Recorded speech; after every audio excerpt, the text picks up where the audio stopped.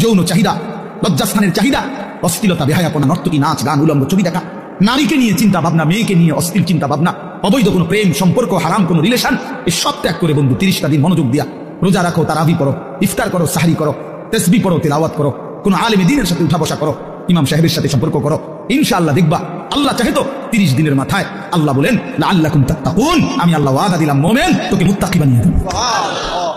কে আমাকে বানাইলেন? কোত্থেকে আসলাম? কেন আসলাম? যিনি আমাকে বানাইলেন সেই মহান মালিক আমার, তিনি কি জন্য বানাইলেন? আমি যা করছি এটাই কি তিনি চাচ্ছেন কিনা? আর তিনি যা চাচ্ছেন আমি তা করছি কিনা? প্রতিনিয়ত যে মানুষগুলো কবরে যায়, মৃত্যুবরণ করে, কেউ নিজের ইচ্ছায় মরে না, মরতে চায়ও না, কিন্তু এক অদৃশ্য মালিক তাদেরকে নিয়ে যাচ্ছেন।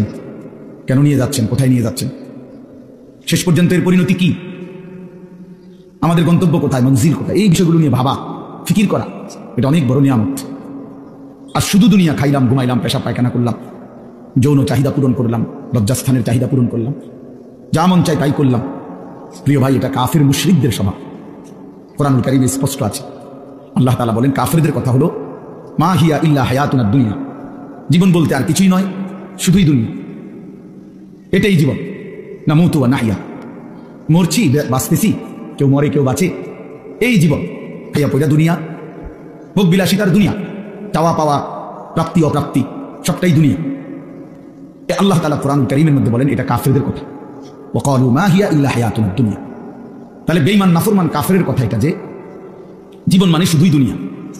আর কোরআনুল কারীমে আল্লাহ বলছেন জীবন মানে কোনটা? এটা তো কাফেরে না বলে যে জীবন মানে কি? দুনিয়া। আর আল্লাহ বলেন জীবন মানে কি? ওয়া ইন্নাদ দারাল আখিরাহ